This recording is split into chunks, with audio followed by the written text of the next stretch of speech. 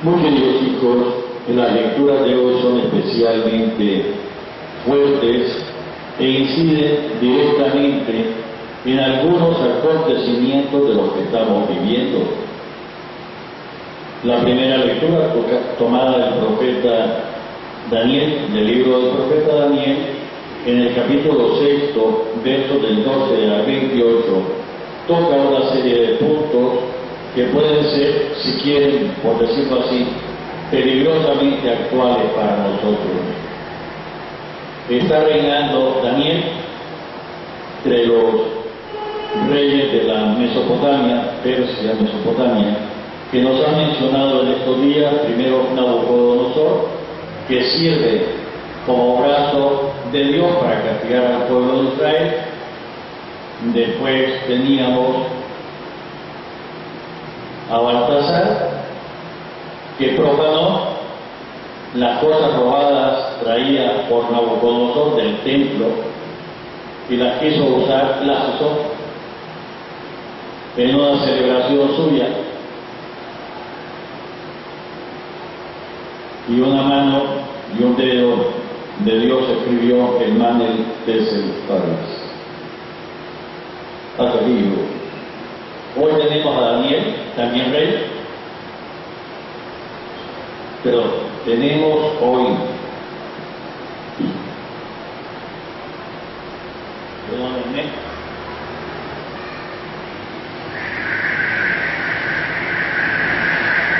a Darío como rey amigo de Daniel. Y siempre los que gobiernan tienen cepillos, tienen vividores,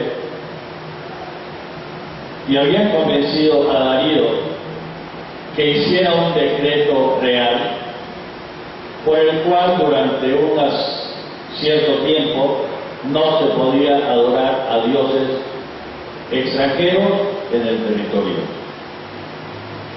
Darío firmó el decreto, y estos que habían convencido a Darío andaban espiando a Daniel, lo andaban espiando por envidia, porque al no resolver sus propios problemas le echan la culpa a los demás. Y esto que pasaba en tiempo de Darío y de Daniel se repite aquí, y recoge un poco lo que nos dice el Papa Francisco en su exhortación apostólica, la alegría del Evangelio. Hay quienes se amargan la vida y le echan la culpa a los demás sin salirse nunca para encontrarse con el Señor, incluso dentro del ámbito de la iglesia. Y hay unos que se aferran para no crecer, para no aprender más, a decir esto siempre se había hecho así, ¿quién es alguien para cambiarlo hoy? Y sin profundizar el mensaje del Señor y el momento en que se debe actuar y se debe, los hay. Pues bien, andaban espiando a Daniel, quien desde luego muy amigo del rey, muy amigo de Darío, se puede ser muy amigo del gobernante y al mismo tiempo poner a Dios primero y por encima incluso de las leyes del gobernante. Padre, ¿qué está diciendo? Pues hoy se puede ser, si quieren que lo diga con todas las palabras, muy amigo de Daniel Ortega, muy amigo de Rosario Murillo de Ortega. Se puede ser muy amigo, pero si hay que ser fiel al Señor, hay que poner a Dios primero y por delante. Padre, ¿qué nos está diciendo?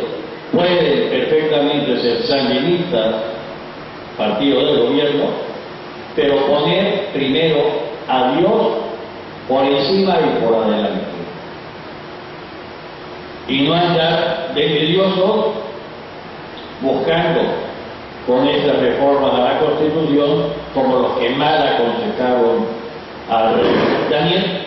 El peligro es que la Constitución es permanente. Padre, ¿qué está diciendo? Pues sí, Padre, pero es que puedo opinar, no, mijito. Conferencia Episcopal se pronunció y hay que reconocer en sus palabras la palabra que Jesucristo dirige a nosotros los nicaragüenses.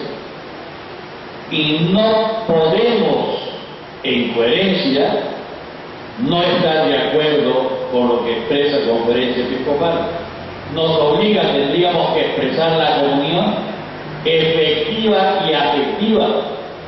Si alguien dice que no está de acuerdo, se declara que no está en comunión con los obispos, sea cura, sea monja, sea quien sea. Y además, a confesión de parte, relevo de prueba, decimos los abogados. Todas las palabras. Padre, pero sí se puede. Si se puede, pone a Dios primero y por encima. Y uno no vende su creencia como no lo hizo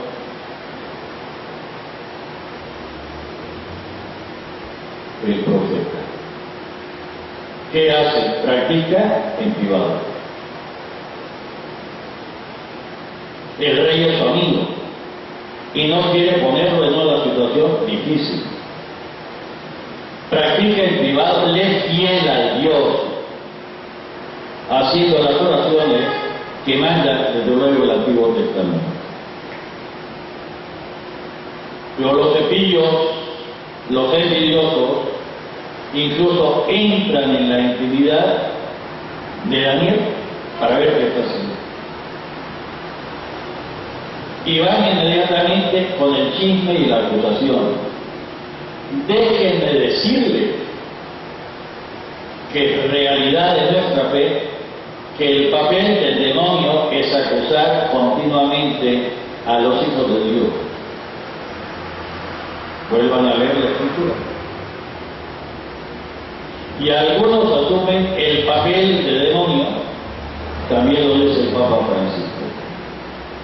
Son los que andan, sobre todo en esta época que acabamos de comenzar, hoy comenzamos la novena, no faltará quien anda de espía para ver qué hace el padre tal en tal lugar, qué hace el padre tal, y ya tener material para su chisme. Y los chismes ya los condena Santiago en su carta. Y hacen el papel de diablo. Ojalá se quedaran ellos solos, pero buscan cómo arrastrar a otras personas. Pues bien, esto está espiando a Daniel. Entran dentro de la intimidad de Daniel. El Papa recordó, el actual Papa, que meterse en la vida de los otros es pecado.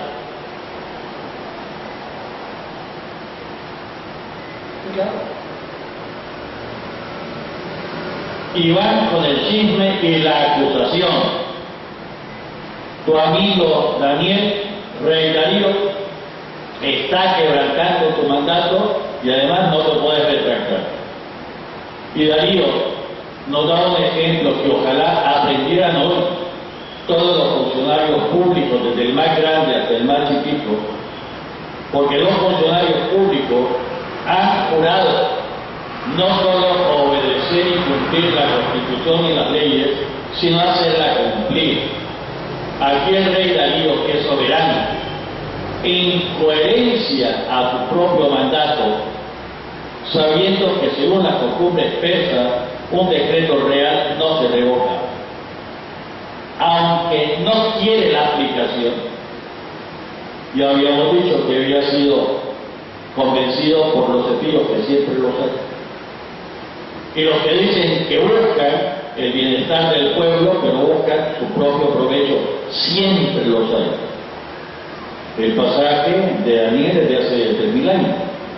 Qué raro que se repita también hoy en Nicaragua. Estamos viviendo en Nicaragua. ¿Qué hace el rey? Se ve obligado a cumplir por coherencia.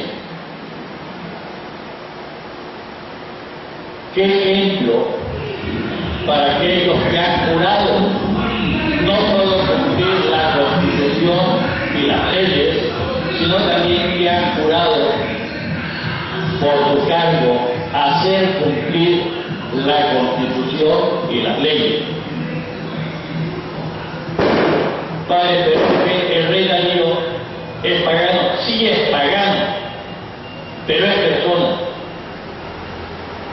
y una persona que hace valer su palabra y que es coherente con sus actos.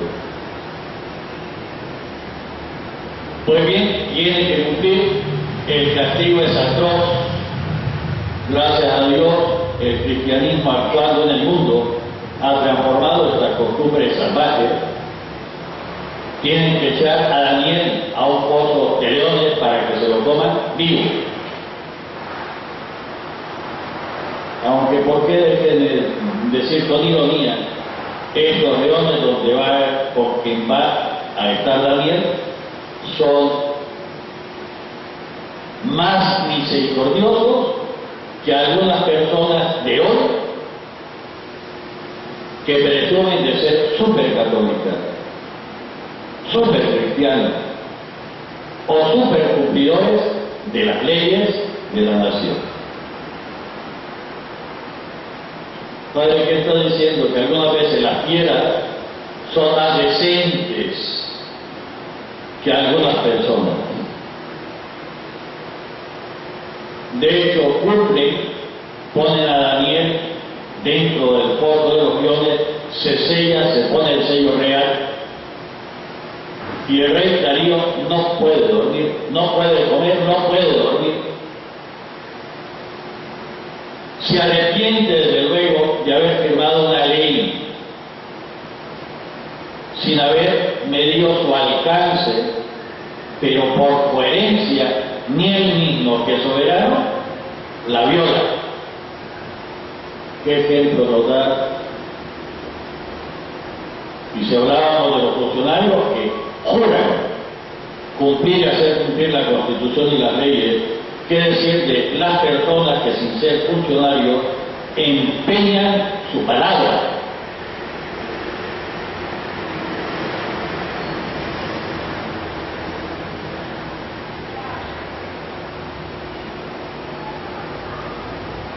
En la mañana, Darío se va al pozo, temeroso, y habla, le pregunta a Daniel, todavía está vivo, y Daniel dice, no te preocupes.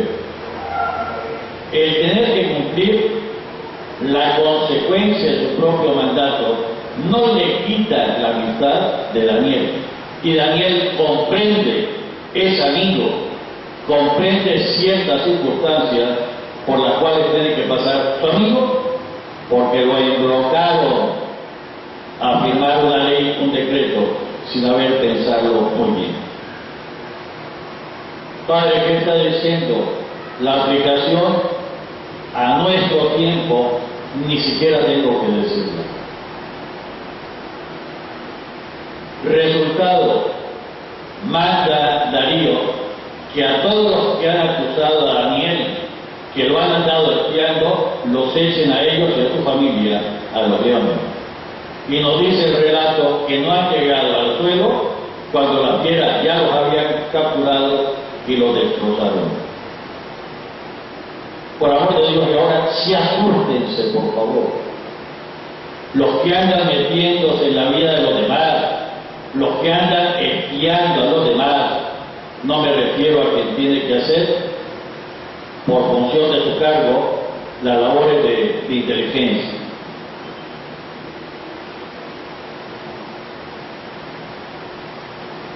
Y los que andan chismeando no son las fieras las que le van a torturar, sino los diablos, y no es el fondo del pozo, sino el infierno sin fin. Padre, ¿qué está diciendo? Me asusta. Ojalá se aterrorizaran y por lo menos por el temor al infierno eterno se dieran cuenta del mal que hacen y se corrigieran y se convirtieran. Padre, entonces usted dice que existe infierno. Claro que existe. Padre, entonces usted dice que existe el diablo. Claro que existe. Padre, que a mí me dijeron, no tengo la culpa que te hayan dicho una mentira. Padre, pero es que la teoría, usar cualquier teoría frente a la realidad que profesa la Iglesia. Padre, es que la madre me dijo, religiosa, que examine su doctrina. Padre, entonces, repasen el catecismo, tuvimos todo el año pasado para hacerlo. sí existe diablo, sí existe infierno, sí existe pecado mortal, sí existe mal. Padre, ¿cómo se sale? Por el arrepentimiento, la conversión y la confesión. Digo, pasamos de estas personas que son echadas con su familia, incluso a los hijos, a los leones, de los que van a irse al infierno, no solo ellos, sino también hasta la no sé cuánta generación. Padre, ¿qué dice? Lean. Por andar de chismoso, por andar espiando a los demás, por andar acusando, haciendo el papel de demonio aquí en la tierra. Y Darío proclama entonces un nuevo mandato, que se respete al Dios de Israel.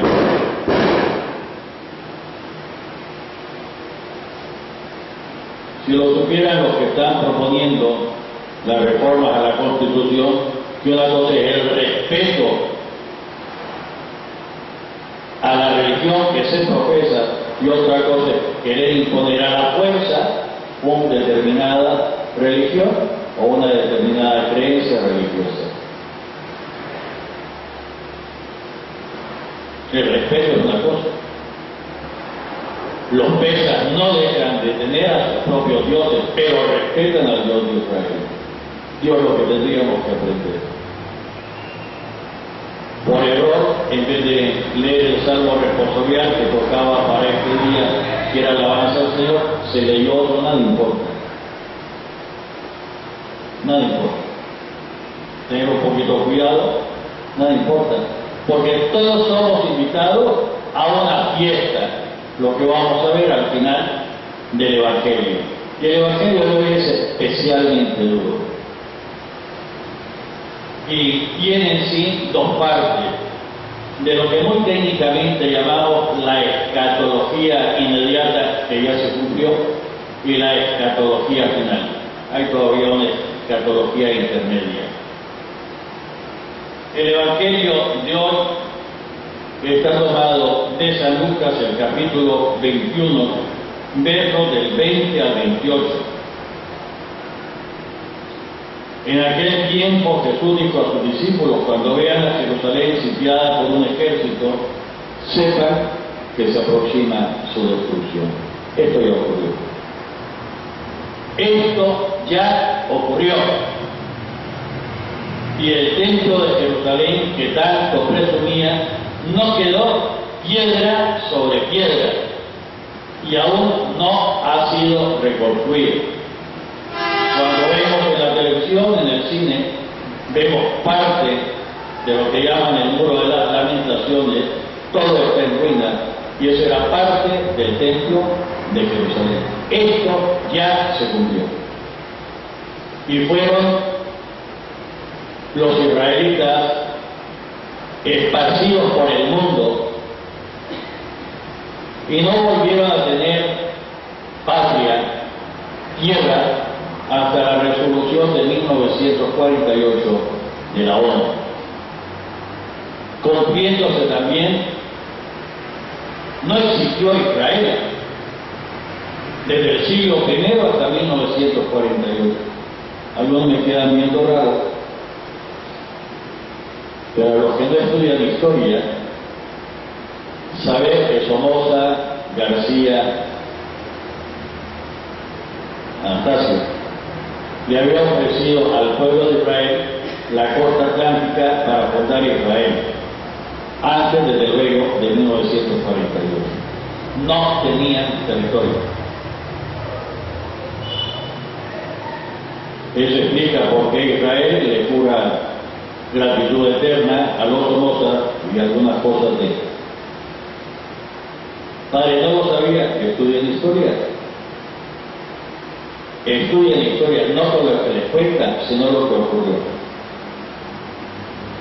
Pues bien, hasta que se cumpla el plazo que Dios les ha señalado, que fueron 1900 años, pues fueron 1900 años, poco más, poco menos.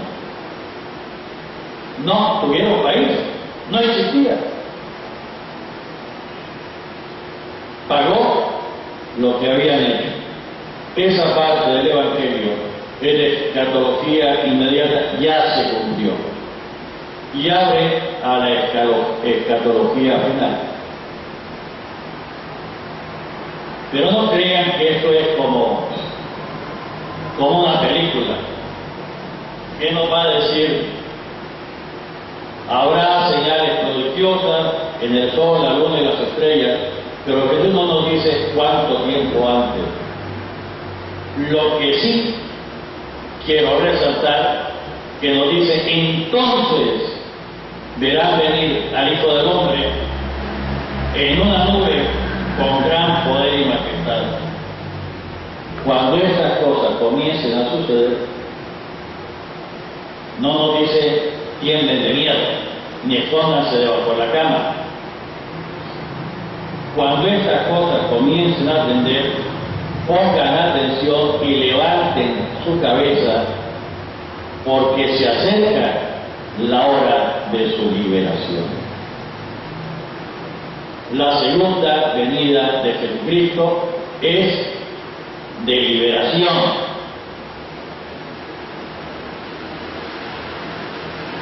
Ojo, este Evangelio se escribió hace 2000 años, no me vean feo.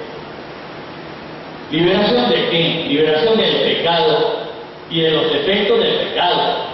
Liberación de la mentira, de las injusticias, de las desigualdades, es decir, de todo lo que está mal. ¿Para cuándo va a ocurrir esto?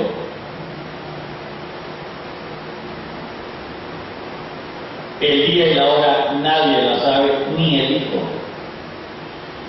Y los supercristianos de vez en cuando hacen cálculos y nos dicen que ya saben y nos anuncian que va a ser tal día, tal hora, de tal año y de tal mes.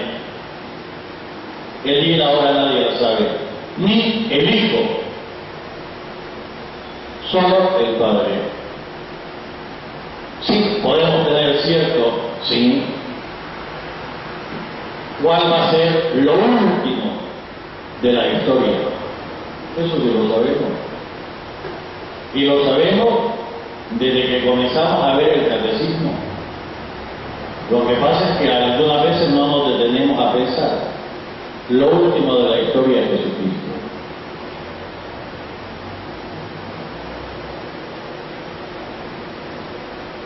Suya es la historia. Y nos dijo, recuerden, cuando sea levantado sobre la tierra, voy a traer a todas las realidades hacia mí. Y desde el momento de su muerte por nosotros, de su resurrección por nosotros, de su ascensión al cielo por nosotros, comenzó la redención del mundo. El volver a ordenar todas las cosas. Porque en él, nos dice Pablo, recogiendo un himno primitivo de la comunidad cristiana, quiso recapitular, dice, volver a ordenar todas las cosas del cielo y de la tierra para que todo tenga a Jesucristo por cabeza. Y lo ponemos en nuestro cirio pascual. Y lo decimos continuamente. Suyo es el honor, suya es la gloria, por siempre. La última palabra de la historia es Jesucristo. Y cuando todas las cosas transformadas al fin sean puestas por Jesucristo a los pies del Padre. Escatología final, fin del mundo. Pero nosotros no vamos a ver esa escatología final. Nosotros lo que vamos a ver, quién más temprano, quién más tarde, es su juicio individual. Cuando nos toque pasar de este mundo al otro y tengamos que dar cuenta del bien que hemos hecho y del bien que hemos dejado de hacer. Cuando se vea qué tal estamos en el amor. Padre, me asusta, y ojalá, si no fuera por amor, por miedo al juicio, que algunos se conviertan, pero no el diente a la vida. Padre, pero es que, ¿y por qué esperar al final?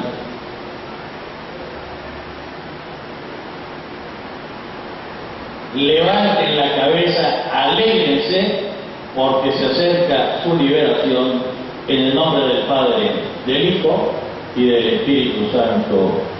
Amén.